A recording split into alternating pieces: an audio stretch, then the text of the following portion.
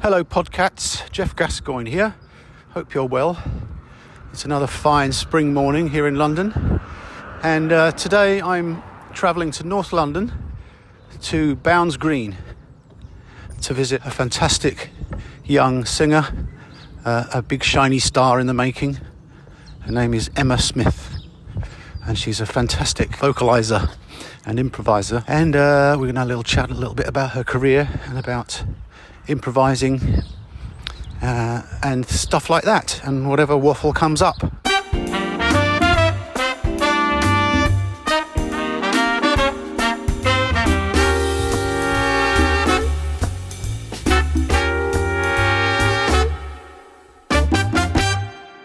The Quartet Jazz Standards podcast is brought to you by the Quartet app for iOS, taking your jazz play-along to another level.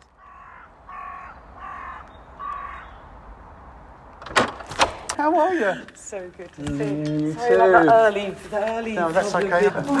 Sorry about the hallway. It's really I promise it's much nicer. My guest today is the wonderful Emma Smith. Hello. Hello world. Here is my voice. It is the morning, and I had a gig last night, so don't judge the husk. Oh, you sound amazing. Yeah, it's, I've been looking forward to talking to you for ages. Oh, thank you. We've got so many things to talk about.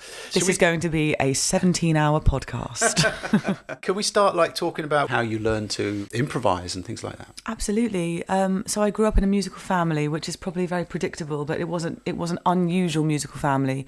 My lineage is kind of big band, you know.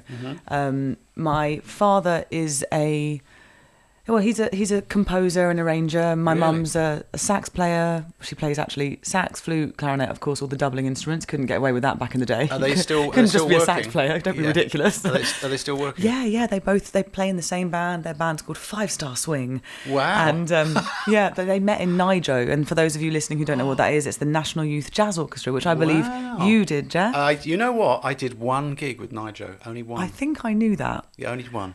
Yeah. I did definitely more than one. Yeah. So when I went to Nijo at the age of 15, sort of all bright-eyed and bushy-tailed, I had to lie to my father and said I was going to a dance class, when in fact I was going to Nijo. Because I wanted to be just like my mum and dad. Oh, but then that's so sweet. I know, and then he said, when he found out I was doing Nijo, he said, "Stay away from those trumpet players." When did you get into jazz? When did you hear jazz for the first time? The first time I heard jazz was the Ella Fitzgerald version of "Can't Buy Me Love," the Beatles song. Nice.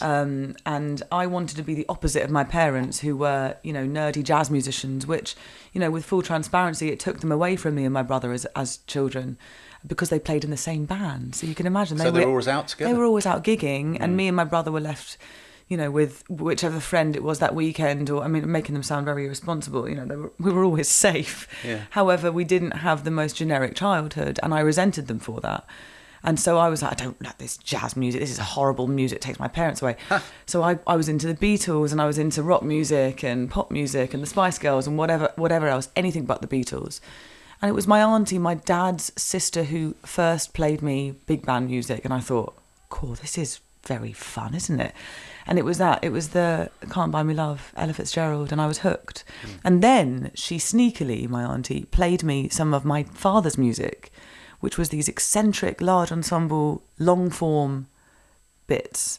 And I remember thinking, oh my God, this is amazing. What is this? And it was when she said, this is your dad. He wrote this when he was your age. He was 17 when he wrote it. It was something from a Nijo record. It was the title was Still Doing the Tricks with the Horse, Madam. And I remember thinking, okay, I get it now. And I suddenly had this, literally like a flick of a switch, respect and admiration for my parents, and I was hooked. What age was that? 17. Dad said, stay away from those trumpet players. Yeah. Yeah. He is a trumpet player. That says it all, doesn't it? It's so interesting that you say you realise what your parents were doing later on. Well, because you and your wife, Trudy, are both jazz musicians, and it is unusual and it is niche. Yeah. And I think that the world is changing, and jazz is becoming a much more popular genre.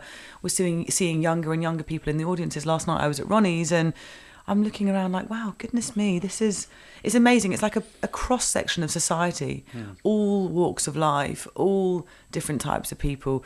And thank God for that. I think it's an exciting time to be a jazz musician again. Yeah. Fantastic. The turns are tabling.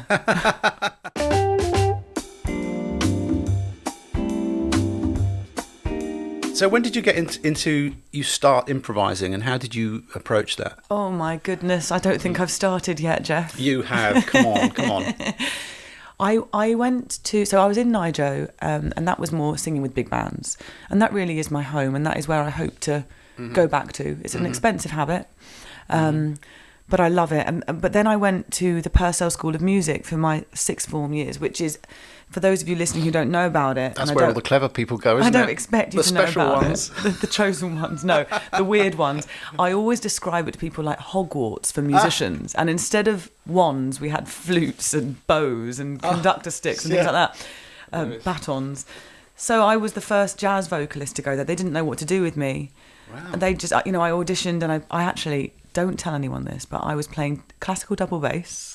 Really? Jeff's face just changed, everyone. Wow. Classical double bass, piano sort of accompanying myself, and of course singing. But I said, I want to be an improvising jazz musician here, but my instrument is my voice. And they went, all right, we'll take you, but you have to design the course. And that became a bit of a theme, because then 2 years later I went to the academy, and they hadn't had a singer there for something like 12 years. And it was me and my best friend, Quobs, those of you who know his amazing music. Singer, unbelievable, deep, spiritual musician. I mean, unbelievable. Yeah. And him and I, we were in Nijo together. Yeah. And we said to each other, right, if we both get into the academy, we'll go to the academy. If we both get into Trinity, we'll go to Trinity. We never thought we'd get into the academy because there was not a precedent set for vocalists going there. And then we both got a place, and we ended up doing the same thing, kind of designing our course. And it was the tail end of Gerard Presenza being the head of jazz there. Right. It changed over to being Nick Smart. Yeah. And we were sort of stuck in the back of improvising in repertoire class, singing, It Could Happen to You in all keys and in all time signatures and, things like that. So did you feel a pressure to be like an instrumentalist? Yes. Right. Absolutely. So First day there, I cried my eyes out in the bathroom. So they're expecting you to improvise on stuff, right? Yeah, which is very challenging. If you don't have perfect pitch... as a vocalist. Do you have perfect pitch? No, right. I do not have perfect pitch, and neither does Quobs. You have to practice so much harder to be, because you can't just press the button. So if you're transcribing language, let's say we're doing like very sort of early stages transcription. Let's go to Chet Baker. Mm-hmm. We love Chet as singers because we can get stuck into his language. It's super melodic, really digestible, and by that I mean I can take a little 8-bar phrase, I can learn it, I can really put it into my sort of bloodstream, so that I can hear at what point of the 2-5-1 he's entering, and therefore I can transcribe that, and I can sort of copy and paste it into all keys. And it's melodic as well, isn't it? Super melodic. However, launching into a lot of the kids at academy and places like that, they've got so much language under their belts already, and as a singer you go in there and go, how can I possibly keep up with it? It's, I can't just press a button that knows I'm on the flat 13 of that chord. Right. I have to feel it. I have to become familiar with what a flat 13 feels like. Yeah. And therefore my relationship with improvising is still probably so much more basic than like a second year saxophonist at music college, because everything has to go so deep into my system that I can sort of rely on it and know, my relationship with modes is interesting. When I teach, because I teach at Guildhall, I sort of teach my students to become familiar with the modes like they're characters, and I truly do give them personalities.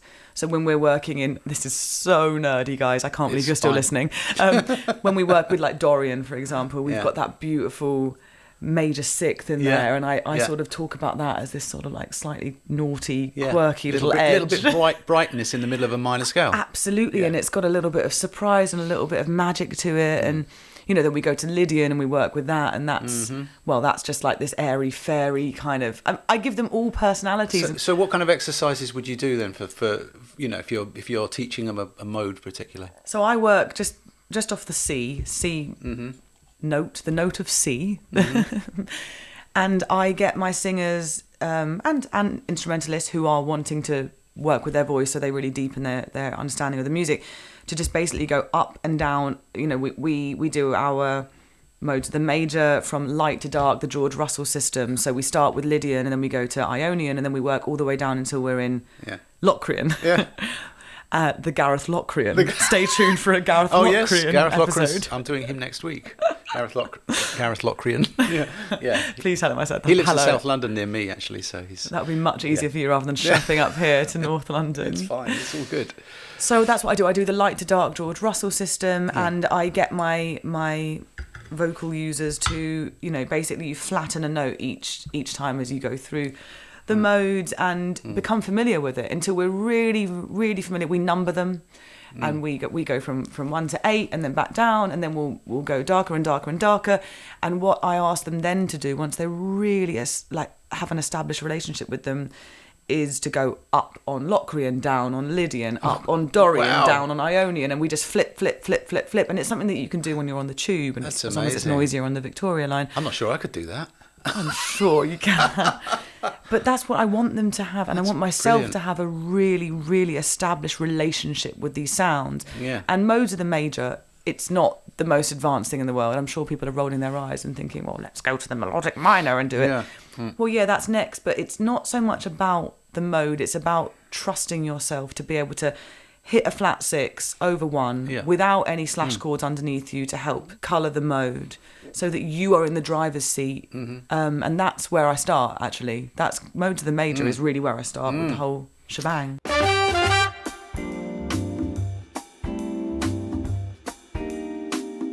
So let's talk a little bit about your career, and where I know you've had some good news this week, haven't you? You've, I think I saw somewhere that you've signed a deal or something, a record deal. Yeah, I've signed a record deal, guys. Wow, how exciting! A jazz musician, stop the press. A jazz musician signs a record deal. So, but you've been working really hard for years, haven't you? Thank you, Geoff. I was listening to your Masuga Baby album on the way up here, and I just loved it. So there's so many things I want to ask you about. Can we just talk about that album first? Absolutely. And the writing. You compose on there, right? Where we compose. So I collaborate long term with Jamie Saphir. He's a fabulous piano player that spans a lot of genres. And the genre that him and I have kind of established over the 10 plus years we've worked together it's just the most joyful, uplifting, smile-inducing, swinging, camp, colourful, characterful jazz. There is a little element of camp. I noticed. Little, come pink. on, it's huge. Yeah. It's vastly camp. Yeah. And we love to do that. I feel like working with the same band for a long time, we've really got a sound together now. And that, with the new record that's coming out in July, we just announced it, as you mentioned. It's called Bitter Orange.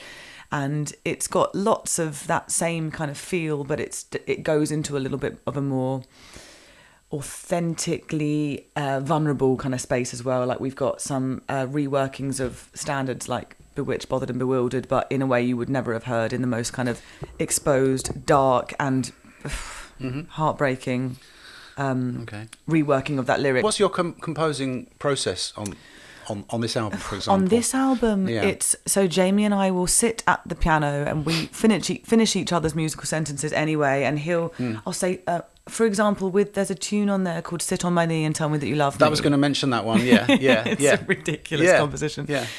I said to him, I am obsessed with West Coast blues, Nancy Wilson. Yeah. Let's do something in 3 that's really vibey and splangly and swingy. And he's like, okay. I said, let's choose a different tonality though. So we went into whatever key it is and doing our thing. And then I'm like coming up with a little idea. And then he's like, okay, and then what about we go here? And then what about we go to a completely unusual key center for the bridge? I'm like, yeah. And we just literally, it falls out of us bit by bit. Yeah. And then we go into the lyric and the storyline. And so you write music first before you write lyrics? Always. Right. Always. And actually sometimes, and this is between us and every listener, sometimes I really can't be bothered with the lyric. That's the problem when you've come from a muso and an instrumentalist perspective as a singer. And this has been a real big part of my journey, is that sometimes the lyric and the story gets abandoned. And Jamie's great for me in that sense. He really pushes me, no, we're going to make sure this lyric is perfect, this story is comprehensive, the character is strong. Do you find that doing that way round, that sometimes it feels more like a crossword puzzle? You're trying to fit fit lyrics into a... Yes, 100%. Yeah. And the occasional extra syllable has to get thrown in to like have it make sense. Yeah. I've learnt a lot it was since the lockdown, actually. I started a online songwriting club. I remember. Which is still going. We're coming up to 100th week this year. So we've tried so many things. We try and test ourselves each week, you know. So it's brilliant. I'm really interested in the songwriting process.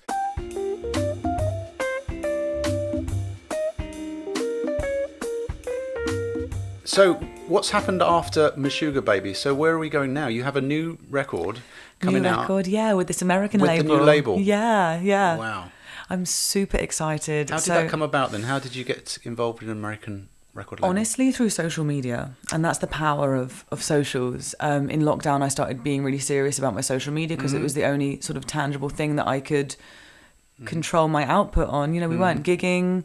We weren't touring, and so social media became my outlet, and I take it really seriously. You do, and it's very un-British to sort of put yourself out there in the way that I do, but I don't care, truly. I really don't care. I care more about being visible in the world and having a fabulous career. It's clearly that working, I'm proud isn't of. it? It's really worked, yeah. Thank you. Yeah. So La Reserve is the record label that I've just signed with, and I'm the first British signing. Wow. So that's really exciting. They have acts like Stella Cole, who I know you know, Katie George, an amazing improvising vocalist from Canada. And how hands-on have they been? Are they helping you with, you know, or are they just letting you do whatever all the you record like? label stuff that I wanted them to help me with, and all the creative stuff they're letting me do, which is fabulous. Yeah, they're musicians as well. Yeah, they've been amazing, and you know it's perfect timing because I got my O1 visa, and I'm going to be sort of half relocating to the States from June. Yeah, you have to be there, don't you? Exactly. I need to physically be there, and now I'm actually allowed to do shows there for the first time in my life. Wow. I mean, I remember that from when I used to play with Jamie Cullum, and we were there. We were in America when he was trying to break America. Wow. I think it was 2003. We were there for something ridiculous, like 30 weeks or something stupid like that. Just in buses, on planes, and just doing all the radio stations. Really? Doing all the independent, you know, there's a huge network of independent radios and, you know, independent record stores and all that stuff that, you know, because America's like 10 different countries, isn't it? It's all over the place. Yeah. You just have to work it's so overwhelming. Oh my God. Yeah. I mean, this label, they're fabulous, and they really focus on digital, which is great, you know, on streaming, and they really care about socials, and that's why it's a perfect sort of match for me at this stage in my career. And, you know, I'm still very independent in terms of my radio and press and all that stuff, and I'm like looking at America like, oh my God, so where do I start? How are they going to finance? Because obviously you're going to be going to America where people don't really know you that well. No, they don't. I mean, only through socials. It's me that finances everything. It's not the way it was with labels in that sense, and it's good in a way because it means the artist retains a lot of the income. And if a label was spending $100,000 on me, I would have to pay it back one day. I mean, I would be recouping it. So anything I made from shows, because all these deals are 360 now, would sort of go into recouping whatever they put into like a radio tour. So I'd rather be at the helm at this stage. You know, it's a lot though. It's a huge undertaking, and a lot of people don't do it. No, but I'm really, really committed to it, and I really. Well, yeah. I mean, I'm sure you'll get there. I mean, you've come so far, haven't you? Thank you. Okay, so should we talk about the apps now? Absolutely. So we're here. The reason I'm making these podcasts is to promote Quartet Volume 3 and 4, which I know that you've used Quartet 1 and 2 before. Oh, yes, I have. Okay, so what's your experience? What's your experience of 1 and 2 then? The single-handedly the greatest tool online for improvising jazz musicians who, I mean, it's. I can't believe that you are the first person to do this since iReal, because we're using these terrible MIDI backing tracks on iReal. Yeah. And Quartet 1 and 2 has been transformative for me personally, for my social output, and for my teaching, and for my shedding. Because you were kind enough to make a lot of videos, weren't you? No, I was not kind enough. You were kind enough to allow me to do that. No, it's a two-way thing, isn't it? I mean, it's fantastic. It's been huge for me because it's allowed me to use incredible backing tracks to accompany me as I make videos and put it out in the world, and that has been really, really helpful in terms of growing my platform. Great. And the number one thing is that they're musicians who are incredible and who are unbelievably my friends. But it's been a lot of people comment on that, and a lot of other singers as well. So Great. I really hope that other people are using it too. Great. Like Stella, for example, Stella Cole, who is millions and millions of followers. She was like, where did you find these backing tracks? She's like traipsing through YouTube trying to find something that sounds remotely decent. Right, okay. And meanwhile, I'm just there with this entire catalogue at my fingertips. Yeah. So yeah, we want to get the word out for So sure. you're going to love Quartet Volume 3 and 4 because partly at your request and partly my wife Trudy's request, I've placed a lot of the standards in 3 and 4 in girl keys. Yes. So we've got some incredible new things. This is the thing about Volume 1 and 2. So Yeah. let me be specific. Yeah. When I go through Volume 1 and 2, I have to be very mindful of the repertoire I choose because of the keys they're in. Yes. So the female vocal anatomy, this is nerdy. It is about a fourth or a fifth, as you know, We know away this, yeah. from the real book key. Yeah. And so therefore choosing the Jobim tunes, which are in the female vocal key, was great. Choosing tunes like Black Coffee and certain tunes that I could get away with transposing by. With Quartet 1 and 2, it kind of sounds all right if I transpose it by a fourth, but I was trying to get like a third maximum away from the key so that the cymbals don't sound too weird. Yeah, well, I'm aware of that, and that's why this is going to be huge. for me. So looking through the list, this was my dilemma when I was recording them. Do I do them in the standard real book key? And as you say, a lot of them are fourth or fifth out, aren't they, away from the keys? But now in 3 and 4, we've got tunes. Let me tell you how I plan this. So firstly, I went through, made a Spotify playlist, and all my references this time were Ella and Sarah, all the great versions. So I think you're going to be really happy with this. I'm going to be so happy. Yeah. So there's a further 200. 100 Wow. in each. So I mean, we're planning 5 and 6 soon. Wow. So there's so many great tunes. I sent you my rep, Geoff, didn't I? And it was like, so you've obviously been learning standards. This is my whole entire world. Okay, what was on your list? I mean, there's like 250 songs on my on my rep. I think list. I did most of them. I think. I love that. Yeah. So I mean, we've done a lot already in 1 and 2. Yeah. So if anyone's listening and is interested in seeing what I did with the apps, if you go on my socials, it's at @EmmaSmith_music across most of the platforms. You will find these videos, where I sometimes, depending on tempo, do 1 and 2 choruses. It gives me freedom to kind of play with the melody. It's just like having a band, a killing, very expensive band at your fingertips that you can basically... You say expensive, yes. Yeah. That you can just like jam with until you feel more comfortable on this rep. And then you go out into the world and actually play with musicians in real life. Yeah, excellent. You're going to pick a tune for us. You're going to... Shall I tell you what I do with my students? Yeah. I get them. So let's talk about vocal improvisation. There's a lot of fear around scatting. Yeah. How do I do it? What are my words? It's like a whole other literal language, and I'm not talking about jazz language. So I try and take the fear out of it, because I really, really understand that deer in the headlights panic moment. Yeah.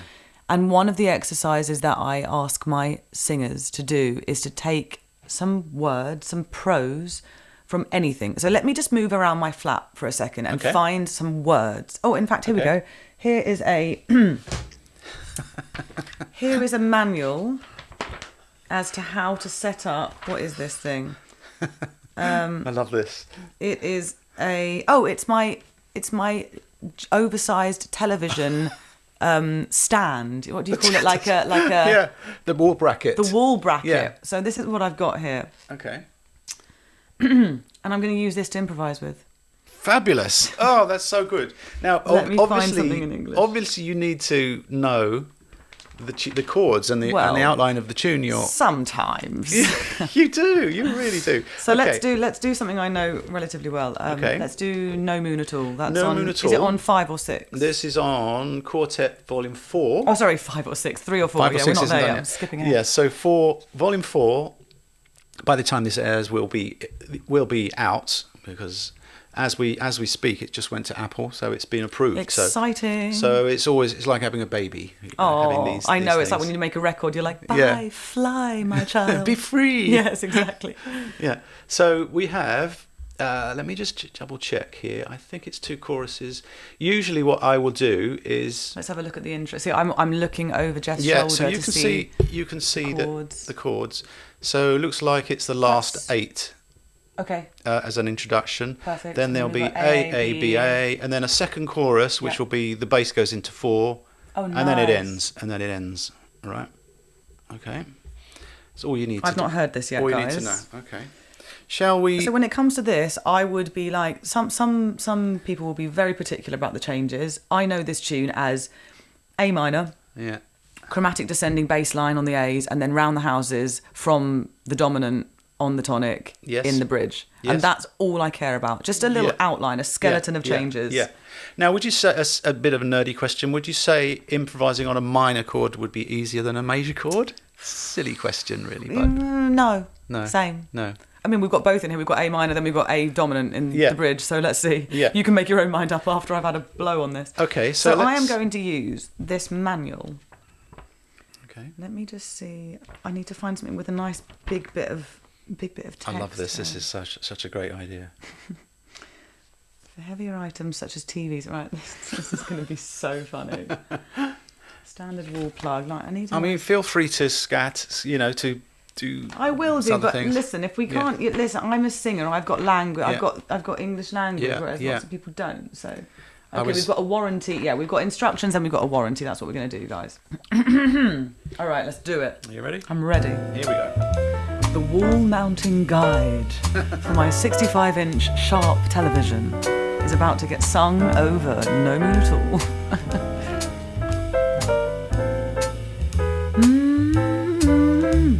Important when drilling into walls. Always check that there are no hidden wires or pipes. Ensure that there are screws and wall plugs are being used. Nice. That they are suitable for supporting the unit to be installed. If you are unsure, it is recommended that you contact a qualified tradesperson. Tips. Ensure that you use a recommended drill bit to match the wall plug, the hole size. Take extra care when drilling high walls, ceilings and ceramic tiles. Ensure the wall plug is fitted below the ceramic tiles. Ensure the wall plug is fitted below. We are.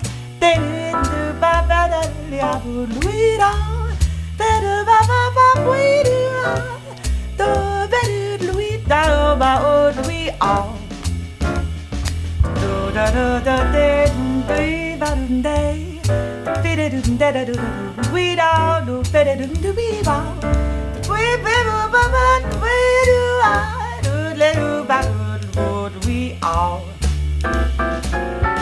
Do ba ba dwee dwee dwee da, free foo biddy doo dwee ow ow, biddy dee diddy diddy dee ow, ba da da do da da da do biddy dee ba do dwee da, dee dee dee dee oh do we ow, da do ba bee wee wee dee dee dee.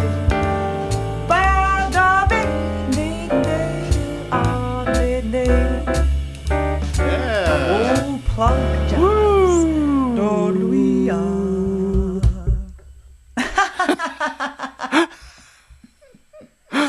Love that. Oh, fabulous! Oh, that's so good. I heard that you were kind of reacting to the piano there, weren't you? 100%. Yeah. I'm listening to Graham like, okay, what did he give me at the end there? He gave me some little note, and then I was like, there was one moment where you got to the end of the section, and then you paused, and he went go, right in the right. It's like he's listening. It's just brilliant, isn't it? I know. I use a lot of what the musicians are doing when I'm doing my videos. I mean, it would never be as crusty and rough as that normally. That was amazing. That was so great. Yeah. Thank you. I love that improvising with the text. Fabulous. I mean, it just takes you out of your comfort zone and makes you truly have to improvise, you know.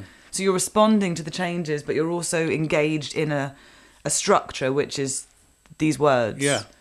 Which I think really helps singers to access creativity and improvisation, because you're not just going, okay, scat, you know, where sometimes it can be like, you know, they don't know what sounds to use. I mean, if anyone is listening and is interested, just transcribe. Start with Ella and Mel. So for example, I've heard you do some Freddie Hubbard and some different solos, haven't you? You've learned those, yeah. I love it. It's my big passion. Do you write stuff down, or you just learn it all by ear? I used to, and now I find that as long as I'm certain transferable lines or whatever, or moments, as long as I'm checking out the changes, checking out at what, like, how it looks over the changes, you know, I'll basically play it on the keyboard and be like, oh, okay, that's what he's doing over that, or that's what she's doing over that. And then it's just transferable for me, because I know, like, I'm very, very familiar with Dexter Gordon. I use a lot of his sound and his kind of... His language. Yeah, a lot of his language in my blowing. And a lot of Chet. And, yeah, some Freddie. I love Woody Shaw. My new obsession is Kenny Dorham. Right. Absolutely obsessed with Kenny Dorham. I find that trumpet's really helpful for singers because it's much harder to be virtuosic on it. As opposed to saxophone, where you can, excuse me everyone, wiggle your fingers and play lots of notes. As Martin Hathaway says, the musical typewriter. Yeah. Exactly. Same with keyboard, although I transcribed some Oscar Peterson, and I love Grant Green. I find him quite melodic and easy to transfer onto the voice. Yeah. When do you find time to do this? I don't anymore. Now I'm touring a lot. You know, this summer I'm in Europe a lot. And at the minute I'm transcribing some Nigel Hitchcock on an arrangement of yours, Geoff. Oh, yeah? Yeah, I have a bone to pick with you, by the way. The arrangement you did for Claire Martin on Something's Coming has been the bane of my life for about a year. In what way? Okay, so I'm doing a Leonard Bernstein show with the fabulous pianist Rob Barron. I'm actually going tonight to play with him at Peggy's Skylight. And one of the tunes we do is probably the hardest thing I've learned arrangement-wise, is arranged by you. Oh, you know what? I gave him a copy of that. I remember I gave him the copy. He was interested. This was a few months ago. And we always tip our hats to you and acknowledge the arranger, of course. Why is it hard? I don't even remember how it goes. It's so challenging because there's like, it goes into a bunch of different time signatures. There's a bunch of like extra bars that I have to count, and I have to remember the lyrics, and I mean, it's a crazy... If you guys haven't heard this, check it out, because not only is it an amazing arrangement, it's called Something's Coming. It's on Claire Martin's record. That's the opening track, isn't it? It has the most amazing Nigel Hitchcock solo, which I'm transcribing at the minute. Wow. Yeah. Nigel Hitchcock is probably our most virtuosic sax player that has ever come out of our city ever. Amazing, prodigious talent he is, totally. Isn't he? Yeah. So, yeah. So you're playing that arrangement in the show, are you? Yeah.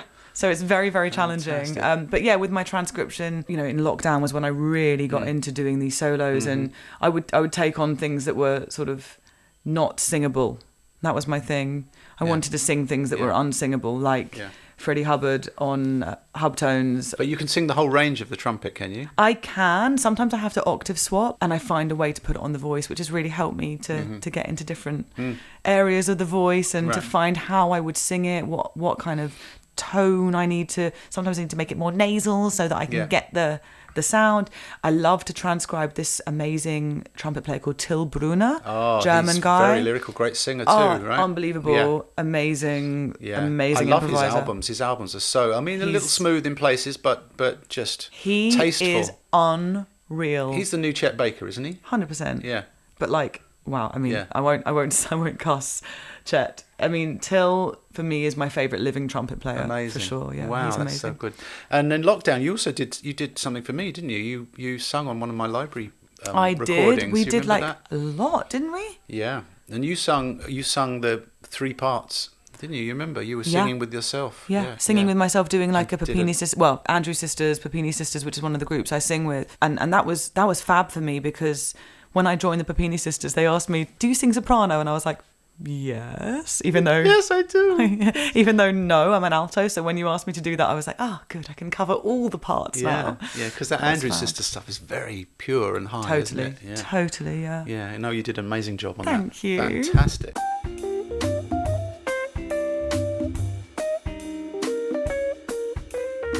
I've just got some silly questions for you. If Oh, that's okay. love that. Let's go. Yeah. Yes. So, firstly, I mean, this can lead to other conversations, but have you got a favourite album? I know this is difficult, silly questions, but do you have a favourite album? It's not silly, and yes, I do. It's very obvious to me. Yeah. Swings, Schubert Alley, Mel Torme, Marty Page. Love that. Done. Desert Island Disc. You know, that was when I did the album with, what was his name? Jeremy Cullum. Our first album, he did Pointless Nostalgic. That was our favourite album. No way. So I was listening to that. He knows that record, does he? We were obsessed by that record. Wow. And I did some 4 or 5 horn arrangements using that kind No of as the way. benchmark. Yeah. If you go back and listen to Pointless Nostalgic. I know Pointless Nostalgic very well. Like, that was one of my biggest influences as a young singer. I mean, I was obsessed with Jamie. I still love Jamie. I think he's amazing. Pointless Nostalgic, wow. And he's got that intro, so which is Joe Williams. And we did Too Close for Comfort. Yep. On that Pointless Nostalgic. That was influenced by the Mel. totally. Huh. The Stabs ensemble, small big band, basically. Be smart, behave my heart. Fabulous, yeah. So yeah, favourite album, done. Great, that's a great choice. Do you have a favourite musician, alive or dead, that you'd like to play with? Whew. I mean, for me, my dream thing would have been doing a record with Count Basie Orchestra, which could still happen because they are still going. Yeah. This is a bit of an exclusive, but my favourite drummer who is alive, and not who is dead, but my favourite drummer full stop, is Geoff Hamilton. Yeah. As in, like, alive or dead is Geoff Hamilton. And I'm very, very delighted that I just did a big band album with him. Wow. Yeah. So I got him over to London and we recorded a record together. Is this for the new label? No, this is future. It's an all-star lineup, arrangements by Calamau, Geoff Hamilton on drums. So watch this space. That's amazing, yeah. Wow. Incredible. Well, you've ticked that box then in that case, haven't you? What was the last concert you attended? Attended? Yeah, Huh. to see. Just want to get into how eclectic your musical tastes might be. Oh my goodness, I can't say, it's so embarrassing. No, it's fine. Okay, this last jazz concert I attended was an amazing American singer called Michael Mayo. Oh, yeah. He is a wizard. Hold the mail. He's unreal. And then the last proper gig I went to was Nickelback at the O2 Arena. Oh, that's cool. If you look to your left, you'll see a pillowcase with Chad Kroger's face on it. Look at that. I am obsessed. Wait, I've got to take a picture. Hang on, I've got to take a picture. Wait, this is amazing. Oh my God, I'm going to say guess the musician. Yeah, so I'm obsessed with Nickelback, everyone. Don't judge me. No. It's my childhood I love that. soundtrack. This is how you remind me of what I really am. Oh, I love that. Yeah, There you go. fabulous. Yeah. Okay. Everyone instantly unfollows me. Okay, here's a question. This has been really interesting in previous podcasts I've done. What would you say is your musical weakness? So many, I don't know what to choose from. Oh my God. Complacency, playing the same repertoire. That's why this app is so helpful for me, because I've got access to so many more tunes. There's no excuse not to learn them in my practice room. Complacency, getting bored of my own rep, I would say, is a big weakness. And I think that's a weakness for a lot of musicians, going to the same standards, calling the same tunes. Yeah. Just because we've been performing and it's working safe, isn't it? professionally for 15, 20, 30, 40 years, however long, You see that a lot in older musicians, because I was in Georgie Fame's band for 12 years. For years, he'd do the same things. Really? Yeah, which... I said, I mean, he's got to play that, hasn't he? Apart from the obvious, but, we put a new song in, and 5 years later, he's still calling it a new song on the microphone. Oh my God. Hilarious. Do you ever get nervous on stage? Yes. I got so nervous for my New Year's Eve gig this year. So nervous. I was doing a gig with an orchestra, with the Danish Radio Symphony Orchestra in Copenhagen. That's a big event. It was huge, and it was on TV, which is very nerve-wracking because, you can't take it back. Once it's done, it's done. And I was singing Bill Evans. I mean, it was so niche. Like, what an opportunity to do that with an orchestra. And I was incredibly nervous. Incredibly nervous. And what do you think is making you nervous? Because it's the hard? pressure of being recorded as well, you know. Because with this day and age, that will be on the internet Everywhere. forever. Yeah. Okay, a few silly questions. What's your favourite sandwich? Salt beef, of course. As a Jewish woman, There you go. can't get away with not having that be your favourite Carnegie sandwich. Deli. Oh, Yeah. dream. Cats. Yeah, love Cats that. is A favourite movie? True Romance. Oh, interesting. Yeah, love it. Right, Just think okay. it's wow. Do you watch many films? No, I've got ADHD and I can't sit through them anymore. So what's your, do you have a thing for switching off and sort of relaxing? Organising my sock drawer. I love to organise. Soothes me. Like culling and decluttering and then recluttering and then decluttering again. Is there a favourite venue that you like to sing in? Well, listen, I love Ronnie Scott's. Yeah. Ronnie's is Okay. my home. My audiences at Ronnie's are wild and brilliant, and they make me feel like a rock star. I love it. I love it so much. Yeah. I saw that you're going to the Milan Blue Note in Yeah, soon. April the 3rd. I'm at Yeah. Milan. Have you been there before? No, I've been there with the Papini sisters, but this is my first time as a solo artist playing there. Amazing. I'm very, very blessed with an incredible new record deal and new agent as well, who's just booking me on fabulous European festivals and venues now. I'm really, really excited about this next stage in my career. You know, I feel like I've worked really, really hard and been really consistent and diligent, and now I'm starting to sort of see the fruits of that labour, and I get to take my lovely trio, my lovely boys with me to fabulous places like Sardinia and Croatia and Portugal, and I'm really, really excited and full of gratitude. Finally, a silly question. What's your favourite chord? Oh, I'm a sucker for a Lydian, so major 7, sharp 11, let's go with A flat. Oh, nice. Because I love Good A flat, choice. actually. I love A flat. Good Really choice. huge fan of that key. Yeah. Oh, there we go. Favourite chord. A flat, major 7, sharp 11. Thank you very much. Maybe you can just finish off with some advice for young musicians starting out. Be in the driver's seat of your improvising, of your conviction, of your melodic development, of your storytelling. Be in the driver's seat and don't play or sing until you are. I mean, practice, obviously, but with repertoire. I don't want to be a nervous audience member. I like seeing you take risks, but as long as I know that you've got the foundation is there, that you can dip back into safety at any point. That's my advice. Excellent. Fantastic. Well, Emma, thank you so much for doing this. I really appreciate pleasure, it. Geoff. It's so lovely to chat about all this stuff. We haven't really chatted. We haven't really met that much in the past. But, no, we haven't hung, have we? But we've taken care of it now. There I you like go. that. Yeah, And it's all recorded. Yeah, fantastic. All right. Well, thank you very much, and Thank you. good luck with everything, and I hope the new record goes well. Thank you so much, and I'm excited for the new apps. Yay! Yay! The new rep. Very soon. You'll be getting your promo codes Fabulous. through the post. Please, through the pigeon post. And yeah, if people want to see what I do with Quartet, then follow me on socials. You will see all of the different things that are possible, especially singers. Actually, especially everyone. Go and see what the fun things that I do with Quartet rep, because I can't wait to hear what you do with 3 and 4, because they're in the right keys, for example. Oh my gosh, firstly. it's so exciting. And I also change the tempos sometimes as well. So it's interesting to see what different people are doing with it. Yeah. Amazing. Okay. Thanks, Thank you guys. very Thanks much. for listening. Bye. Bye. Thank you for making it to the end of another podcast. Please subscribe if you want to hear more of them as they land. The Quartet Jazz Standards podcast is a UK music apps production. Quartet for iOS, taking your jazz play along to another level.